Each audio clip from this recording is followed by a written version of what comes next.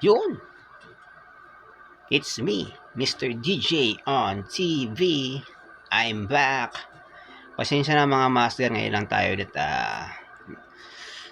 nag-upload ng content kasi busy tayo sa mga trabaho natin dito sa Canada. Ayun, sa mga nagtatanong kung meron pa ring hiring dito sa amin is wala na po. Medyo masamang balita. Tapos highlight na lang po ang nag-hiring po ngayon dito sa may Canada. Dito po yan sa Manitoba. Try nyo na lang po sa agency nila sa Pinas is Magsaysay tsaka ISO. Yun. Mabertaan ko na lang po kayo kung may sakaling may hiring sa amin. Kasi staff house lang yung dating agency namin. So, ganun. Sige po. Maraming salamat po. Mr. DJ on TV. Thank you po mga master. Ingat po sila. God bless.